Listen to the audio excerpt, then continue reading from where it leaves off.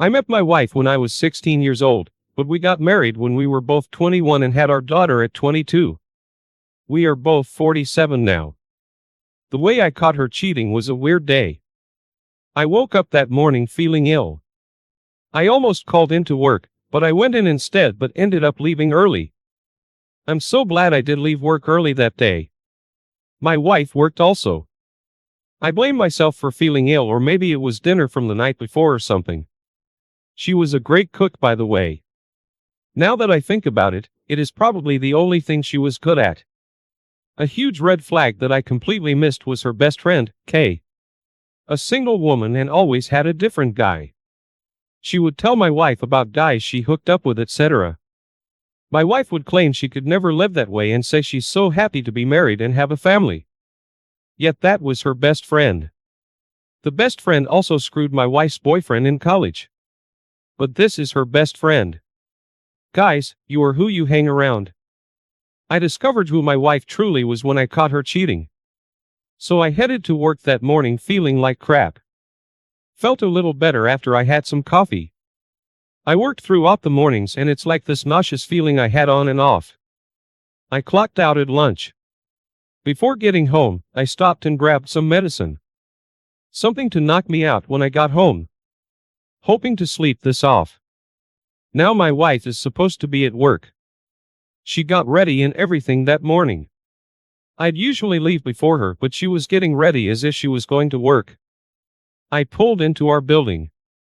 We were renting a town home that had a unit on both sides of us. You had to pull in and around to get to the parking lot. And I saw my wife's car there along with one other car parked in the neighbor's spot.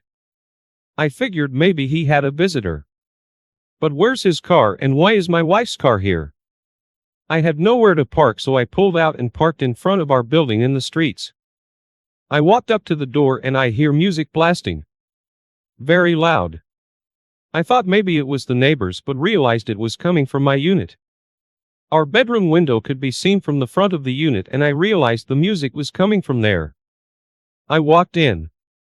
Sure enough, music is being played in my place. I ran upstairs, opened my bedroom door and my wife was riding some guy and her best friend was there kissing the dude. I was shouting over the music. What the hell? My wife jumped off this guy, who I later found out was her boss, telling me to calm down. Honey, please stop. I pushed my wife and started beating the crap out of this guy. Her best friend started hitting me and landed a hard blow to my nose. It wasn't broken, but it had to be corrected by a doctor. Me trying to sue her and the boss for sleeping with my wife is a whole different story. Things aren't as easy as folk may get out to be on the internet. My wife started fighting with her best friend. This was completely wild. I think back now and I just can't believe that show happened. I cut the music off, told the guy to get the F out of my house. He grabbed his things and ran so fast that he took off nude. But when I ran to the other room to look out the window, he had his pants on running to his car. So he must have put them on downstairs while rushing out. I went back into the room where my wife and her friend were arguing and her best friend is saying, "You need to tell him before I do." I said, "You may as well tell me because we're done anyway. Let the crap out." My wife was completely silent looking at her friend. The friend eventually said that this was what they do and my wife joined her in the business 3 years ago when I lost my job. I was laid off from my position while my wife kept her job at that time. I was getting unemployment benefit, but me losing that much income made things a little tough on us. She said my wife came to her for money and she told my wife that she could join her in her profession. I asked what profession, but she said I knew what she does. I said I didn't and I've never known or really cared. Just always known her to be with different guys every time I saw her. She said men pay her for her services, mainly just dates and conversations. I stopped her and said, "So you're an escort?" She was just looking at me. I turned and looked at my wife, but her head was down. I left the house. I drove over to a nearby family's home and told them everything. Divorce, STD, STI checkup and paternity testing. My daughter was the only option. With the help of a close family member, I was able to find a divorce attorney. He helped me pay for it. I did eventually pay him back even though he told me not to worry. I was clean after visiting my doctor and getting a checkup, and my beautiful daughter is mine. I tried suing for alienation of affection. My lawyer brought this up to me. I didn't even know about it.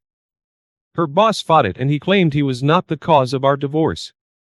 My wife sided with him and stated that our marriage was over long before dealing with him. Long story short, that lawsuit was dropped and I wasn't able to sue him. With money being tight and my main priority being that I wanted a divorce, that was my priority, divorcing my wife.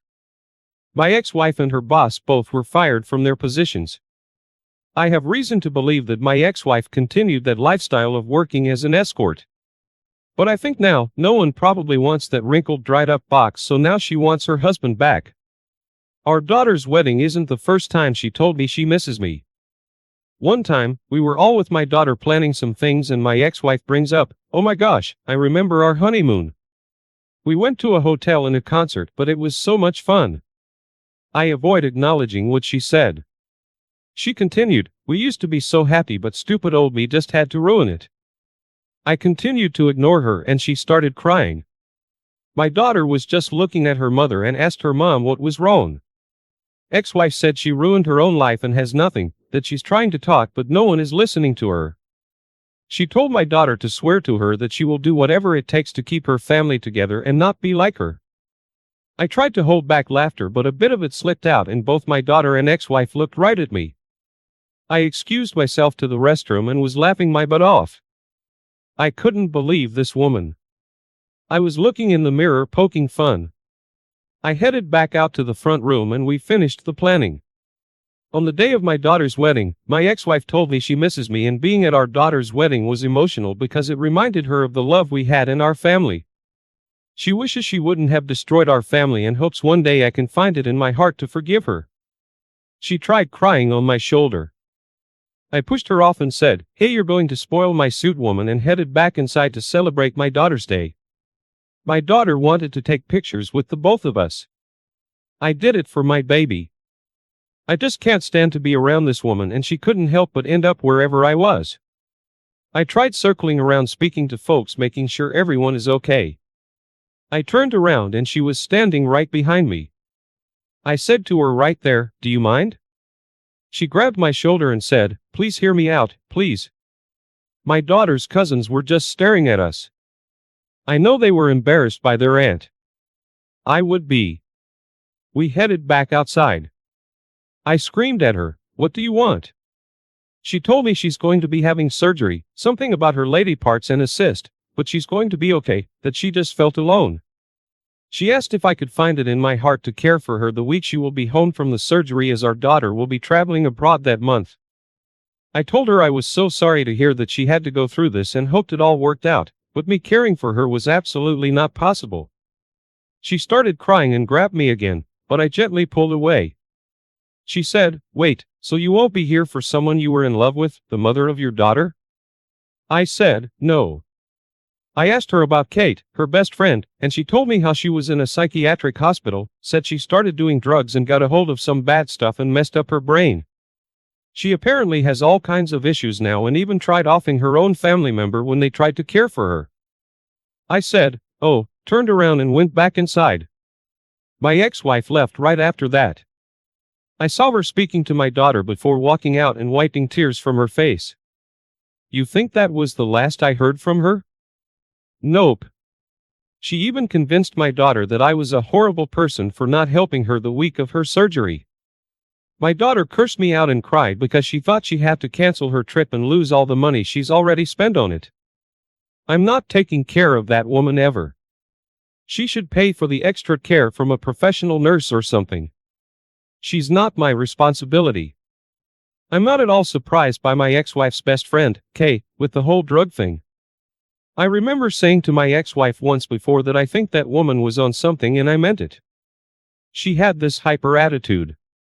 She was jittery sometimes, but my ex-wife used to always tell me that's just how she was and she's always been that way. No, I think she's always probably done some type of drug, but indeed she just ended up taking something that was laced or something.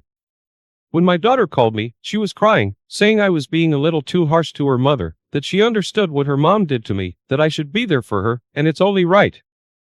I told her no, that that's not going to happen, and I wasn't going to take care of her mom. She has family. Someone else needs to take care of her, and it wasn't my responsibility. I told her I want nothing to do with her mom. I explained this to her, but she just couldn't seem to understand it. My daughter never canceled her trip. She went on her trip and my ex-wife did try one last time to get me to help her, and it came with tears. I got a call from her sister's number. Spoke to her sister briefly and her sister said, "I'm calling you because my sister, your ex-wife, wanted to speak with you." I said no. I know what this is about and I don't want to hear it.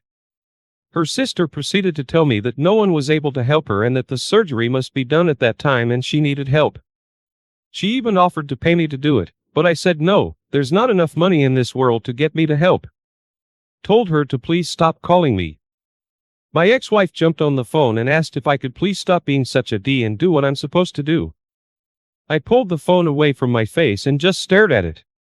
What I'm supposed to do? She has to be kidding me. I put the phone back to my ear and asked what she's talking about.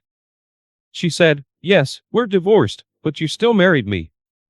We were once in love and that love does not just go away. How can I still have all this love for you and you not have it for me? You love your daughter, but you don't love me. It doesn't make any sense." I replied with "Good luck with your surgery," and I hung up and I blocked her sister's number. I proceeded to block every single family member of hers in my phone because I did not want people texting me or calling me begging me to come take care of her. She's not my responsibility. If she would have never screwed me over and if she was still my wife, then of course I would climb mountains barefoot for her. But the fact that she screwed me over possibly put my health at risk and ruined my family. You're telling me I'm supposed to help you? It's my duty as an ex-husband. That's a thing. Really? If there's any ex-husband out there and you're going out of your way to help your ex-wife who wronged you, something is seriously wrong with you and you need help. You should be in a psychiatric hospital along with her best friend, Cade, because that doesn't make any sense to me. I have not heard from my ex-wife. I have no idea how that surgery went. Honestly, I don't care. I don't want something bad to happen to her, but hopefully the surgery goes well and hopefully everything goes well. I'm not that type of person, but you're not going to get me to come take care of you, get you back on your feet just so you can spit in my face again. Thank you for watching. My marriage with Melanie came to an end after just 3 years. I've fallen in love with someone else. Let's break up. Until then, I had been completely oblivious to her affair. Indeed, our conversations had dwindled recently. She often came home late, claiming overtime, and on weekends she found reasons to be away from home. I thought maybe that was just how marriage settles down after 3 years. I never imagined her heart had drifted so far from me. I put up with this countryside for 3 years. You should be grateful. You were all about your job, just job, and never interested in me. She said with a displeased look. Whether I tried to discuss, deny, or apologize, her decision to divorce didn't change. Eventually, I signed the divorce papers as she demanded. Within a few days, Melanie packed her belongings and left with her new lover to her parents' home out of state.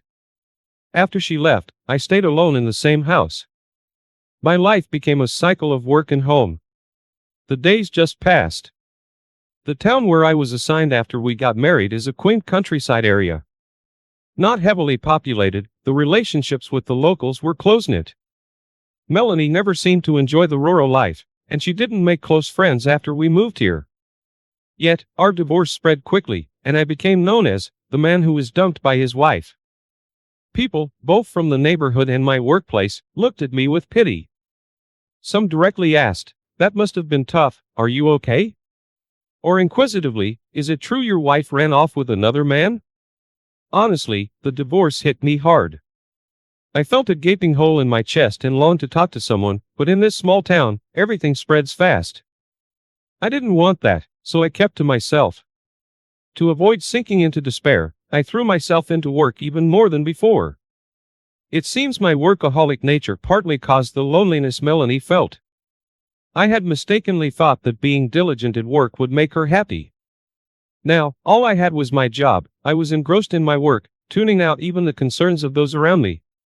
Then, about 6 months later, a new colleague joined our company. Her name was Susan Jackson, transferred from our New York headquarters. According to my boss, she is 36, 3 years my senior. She is with top sales performance at the headquarters and touted as a future department head. She was assigned to our branch for a year to boost its performance. With her understated yet tasteful makeup, she dressed in elegant suits, exuded the aura of sophisticated city woman. From day one, she efficiently reviewed our work, identifying current issues and future objectives. She was all business, with clear, concise instructions. She worked silently and diligently, efficiently completing her tasks one after another without any idle chatter. She was the epitome of a capable woman, which was incredibly cool. Yet, when asking for our help, she'd say, "Excuse me, do you have a moment?" With a humble, gentle smile. Despite her competence, she wasn't unapproachable and everyone at the branch was charmed by the contrast. Everyone admired and wanted to talk to her. She always finished her work on time, leaving with a cheerful, "Good job everyone," and swiftly headed home. The female coworkers wondered, "She always leaves so quickly. Maybe she has a boyfriend waiting at home. Is she married?" There was a buzz of curiosity about her, but nobody seemed to get close to her. Seeing her, I envied her ability to live life so smoothly. Since Susan came from the city, no one here knows her past. I'd like to live without people knowing my past, not worrying about others' opinions. I've started to think that, in this town, everything becomes known quickly. I had resigned myself to that fact because it's a small town, but seeing Susan's behavior, I've started to wonder if moving to a city like hers would clear up my worries. Also, I thought about joining the headquarters to improve my skills, inspired by someone as high caliber as her. So, I seriously started discussing a transfer to our New York headquarters with my boss. Then one day, a welcome party for Susan was planned. We all left work on time and headed to a nearby bar. That day, Susan didn't rush home at her usual time but joined us for dinner. As the party started, everyone eagerly bombarded her with questions. What kind of work did she do at the headquarters? When did she become the top salesperson? What's her secret? She answered each question meticulously. After a while, the questions shifted to her personal life. Was she married? Did she have a boyfriend? Just as she was about to answer these more personal questions, her phone rang. "Excuse me for a moment." She stepped outside to take the call. The questioning paused and the room fell silent. Then, a drunk coworker, Edward, started pestering me. "Is it true your wife cheated on you?" Suddenly, all eyes were on me. "It's over and done with." I tried to deflect, but the inebriated coworker relentlessly prodded. "Did you get any compensation? Did you hire a lawyer?" No one else intervened, seemingly curious themselves. I didn't want to remember any of it. Frustration built up in me and I was about to snap. Then, "Sorry for stepping out. I'm back now," Susan announced with a smile, sitting down between Edward and me. Then she resumed with a smile. "We were in the middle of questions, weren't we?" And began talking about her personal life. She revealed she was divorced. She had a daughter at 20, now in high school. She got pregnant while in college, took a break to have her daughter, and divorced at 30 due to her ex-husband's infidelity. She shared all that. "My daughter lives with my parents in New York." That call was from her. Ended with sweetly smile. She then lightened the mood with more cheerful topics, and neither my story nor hers came up again. I was relieved and deeply grateful to her. Her strength in openly discussing her situation also struck a chord with me. The next day, I caught up with her as she was leaving work on time. "Susan, I really appreciated what you did last night. Thank you." I called out to her. She stopped and turned with her usual graceful smile. "I should be thanking you for the wonderful welcome party." She responded with her usual graceful and gentle smile, but sensing my feelings weren't fully conveyed, I anxiously continued speaking. No, I mean, you heard the questions I was getting from Edward, right? Stepping in and diverting the attention from me really helped. I find it really tough to talk in detail about my divorce, I said, scratching my head awkwardly, and she nodded understandingly.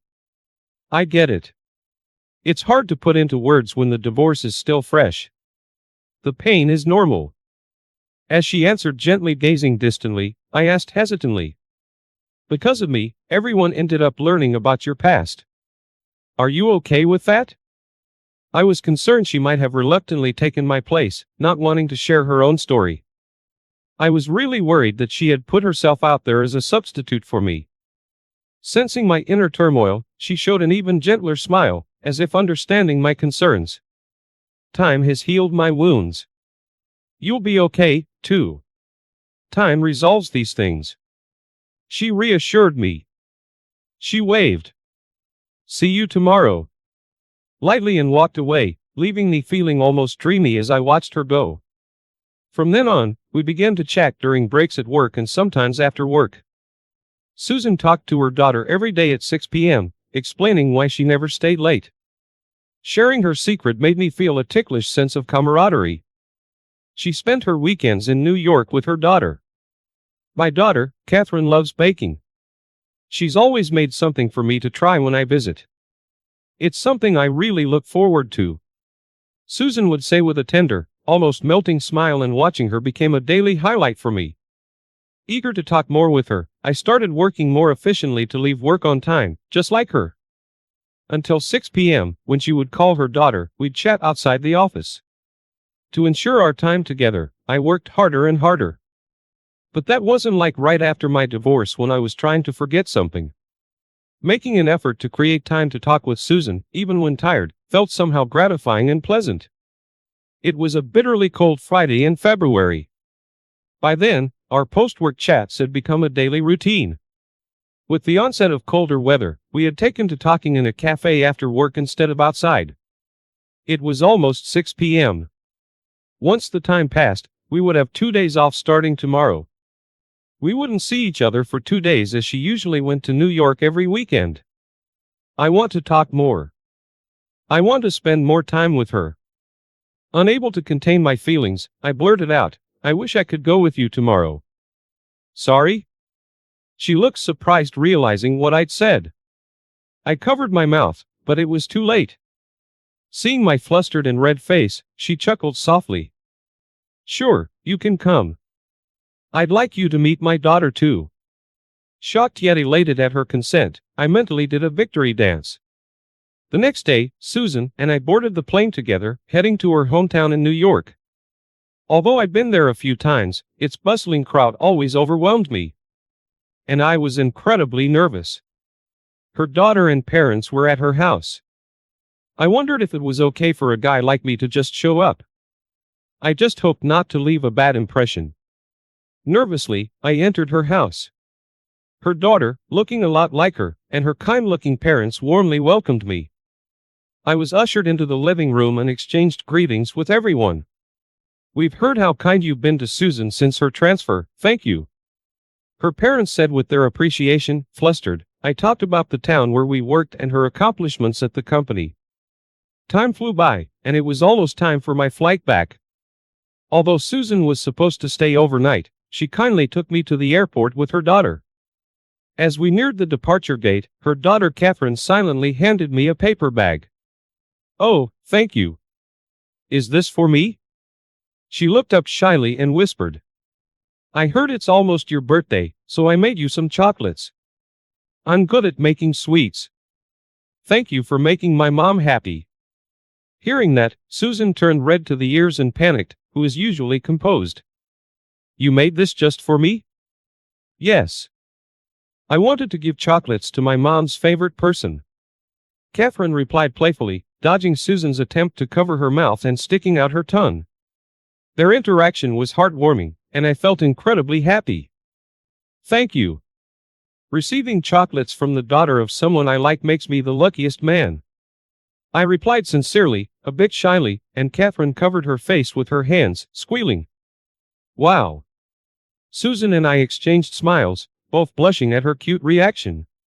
The following Monday of that weekend, I followed Susan after work as usual. Thanks for Saturday. The chocolates were delicious. Turning to my voice, Susan appeared a bit bashful, and she pulled a neatly wrapped small package from her bag. Do you know what day it is today? I nodded enthusiastically, taking the package carefully. Of course, I knew. It was my actual birthday, and I'd been restless all day. Thank you. I'm so happy. Can I join you at your parents' place again? She looked at me seriously. Be prepared, it's going to be tough. My parents and Catherine seem to like you. They said to bring you again. I bet they'll want you every week. Her smile betraying her embarrassment, and I felt enveloped in happiness again. Just today, my boss hinted that my request to transfer to New York might soon be granted. My recent hard work had been recognized. Susan's assignment here would end in a few months. If my transfer goes through, it would surely bring us closer. Even if it doesn't, I plan to visit her family every weekend by plane, and if needed, I'm willing to change jobs. When my ex-wife Melanie told me that I wasn't interested in her, I didn't quite understand, but meeting Susan, I believe for the first time I truly learned to love someone. While I don't regret divorcing her, I've reflected a lot. I'm determined to build